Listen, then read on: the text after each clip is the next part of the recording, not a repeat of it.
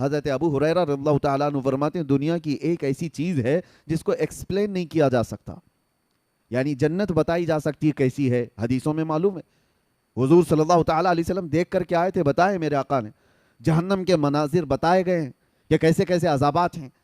بہت ساری چیزیں، قبروں کے حالات بھی بتا دیے گئے، لیکن حضرت ابو ہریرہ فرماتے ہیں ایک چیز ایسی ہے جس کو ایکسپلین نہیں کیا جا سکتا، وہ موت ہے۔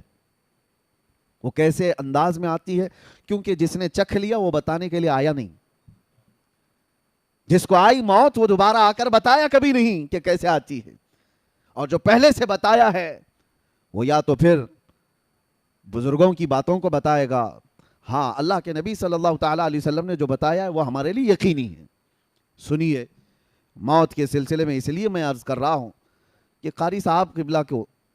ان کی جو موت ہے، کچھ ایسی موتیں ہیں جو شوق لگا دیتی ہیں۔ ویسے تو ایک شاعر نے بہت خوب کہا ہے، موت اس کی جس کا کرے زمانہ افسوس، یوں تو یہاں آئے ہیں سبھی مرنے کے لیے، آئے تو سب ہیں مرنے کے لیے، لیکن کچھ موتیں ایسی ہیں جو ہلا دیتی ہیں، آدمی کو سوچ و بچار پر مجبور کر دیتی ہیں۔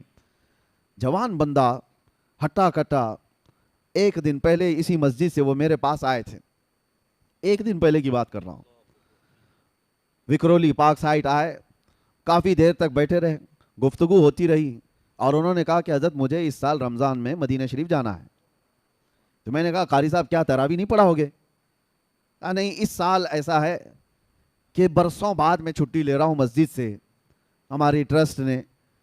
دوسرے تراویح کے لیے، یعنی حافظ کے لیے دوسرے کا وہ انتظام کرنے کے لیے میں نے کہہ دیا ہے، انہوں نے خود مجھے ٹرسٹ نے کہا ہے کہ آپ جانا چاہیں رمضان مدینے میں گزار لیجئے۔ میں کہا بہت اچھی بات ہے۔ ہم حافظ لوگوں کا ایک بڑا مسئلہ یہ، میں خود 25 سال سے تراویح سنا رہا ہوں الحمدللہ، اللہ تعالیٰ سلامت رکھے اور قائم رکھے، اور پچھلے سال اس سے پہلے سال میں نے اندر بھی تراویح چھوڑی نہیں ہے، پوری تراویح پڑھائی ہے۔ حافظ جو ہے تراویح سے کمپرومائز نہیں کرتا ہے، اسی وجہ سے ہمیں رمضان میں وہاں جانے کا موقع نہیں ملتا، اور اگر کبھی ملتا ہے تو چھوٹی سی جماعت ہی صحیح، وہاں جا کر کے بھی رمضان میں تراویح پڑھانا حافظ کے لیے ضروری ہوتا ہے۔ وہ پورے سال کا اس کا ایسا نہیں ہے کہ وہ نذرانے کے لیے پڑھاتا ہے، بلکہ اس کی یادداشت اور اس کے حافظے کے برقرار رکھنے کے لیے بہت ضروری ہے۔ تو ان سے میں نے کہا،